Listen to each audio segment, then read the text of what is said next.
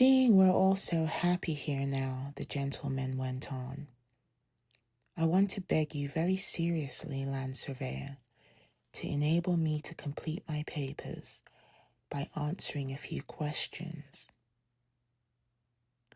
There's a great deal of writing there, said Kay, glancing at the papers from where he was standing. Yes, a wretched bore, said the gentleman, laughing again. But perhaps you don't yet know who I am. I am Momus, the village secretary. At these words, seriousness descended on the room, although the landlady and Pepi knew quite well who the gentleman was, yet they seemed staggered by the utterance of his name and rank. And even the gentleman himself, as if he had said more than his judgment sanctioned, and as if he were resolved to escape at least from any after effects of the solemn import implicit in his own words, buried himself in his papers and began to write, so that nothing was heard in the room but the scratching of his pen. What is that, village secretary? Asked Kay after a pause. The landlady answered for Momus, who, now that he had introduced himself, did not regard it seemly to give such explanations himself. Herr Momus is Klamm's secretary in the same sense as any of Klamm's secretaries, but his official province, and if I'm not mistaken, his official standing.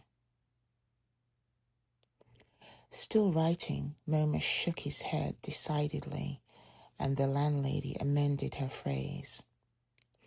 Well then, his official province, but not his official standing, is confined to the village.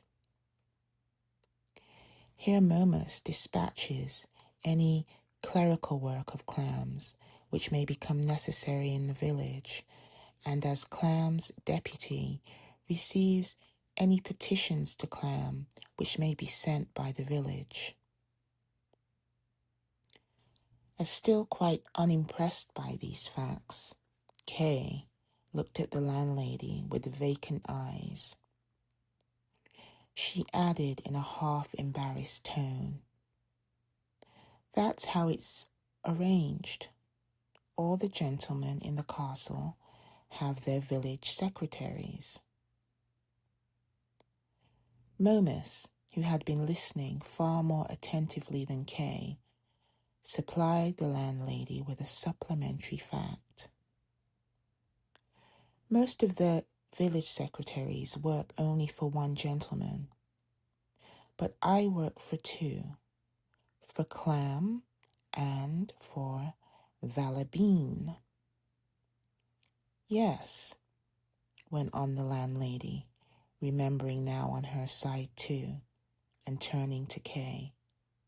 Herr Momus works for two gentlemen, for Klamm and for Valabine, and so is twice a village secretary. Actually twice, said Kay, nodding to Momus, who now, leaning slightly forward, looked him full in the face, as one nods to a child whom one has just heard being praised. If there was a certain contempt in the gesture, then it was either unobserved or else actually expected.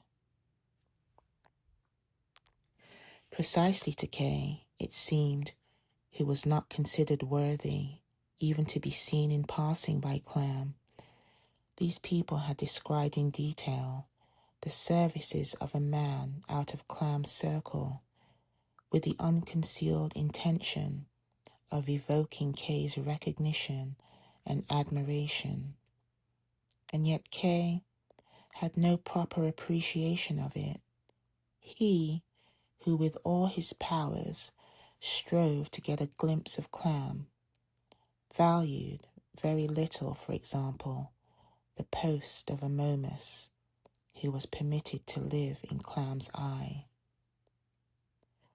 For it was not Klamm's environment in itself that seemed to him worth striving for, but rather that he, K, he only and no one else should attain to Klamm, and should attain to him not to rest with him, but to go on beyond him, farther yet, into the castle.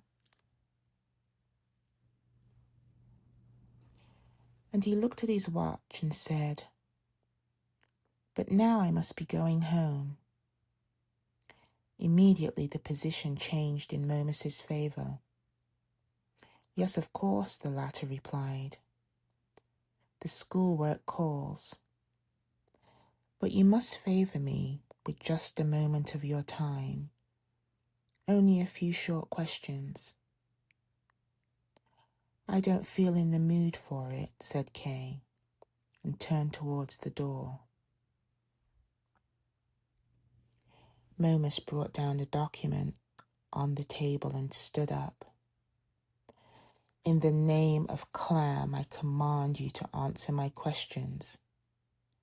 "In the name of Klamm?" repeated Kay. "Does he trouble himself about my affairs then?" "As to that," replied Momus, "I have no information, and you certainly have still less.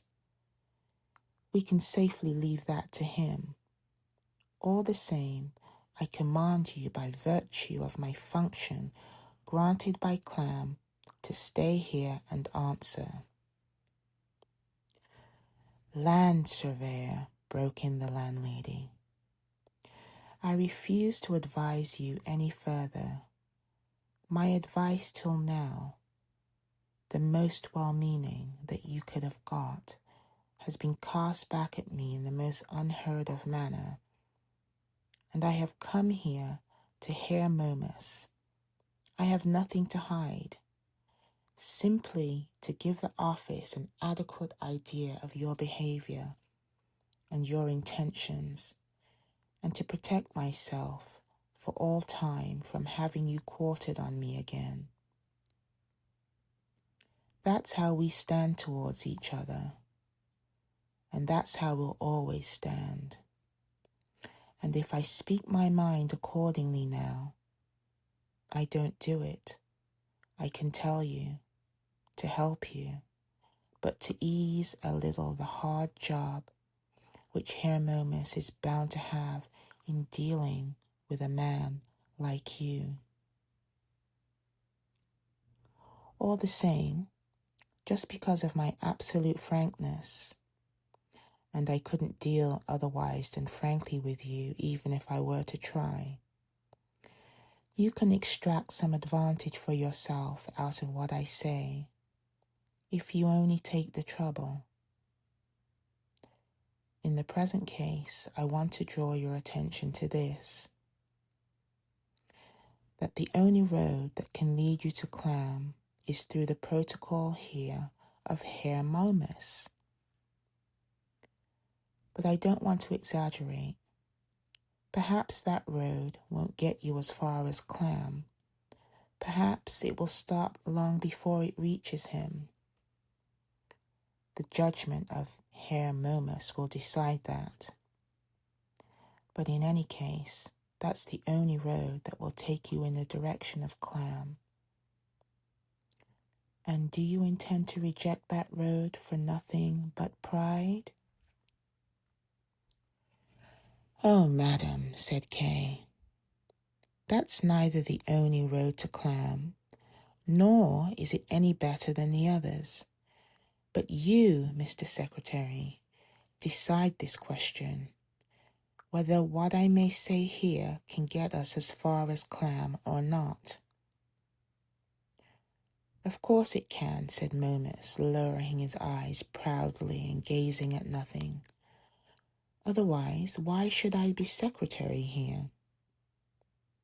Now you see, madam, said Kay, I don't need a road to Klamm, but only to Mr. Secretary. I wanted to throw open this road for you, said the landlady. Didn't I offer this morning to send your request to Klamm? That might have been done through Herr Momus, but you refused. And yet from now on, no other way will remain for you but this one. But frankly, after your attempt on Klamm's privacy, with much less prospect of success, all the same, this last tiny vanishing yes, actually invisible hope, is your only one. How is it, madam, said Kay, that originally you tried so hard to keep me from seeing Klamm, and yet now take my wish to see him quite seriously, and seem to consider me lost largely on account of the miscarrying of my plan? If at one time you can advise me sincerely from your heart against trying to see Klamm at all, how can you possibly drive me on the road to Klamm now, apparently just as sincerely, even though it's admitted that the road may not reach as far as him?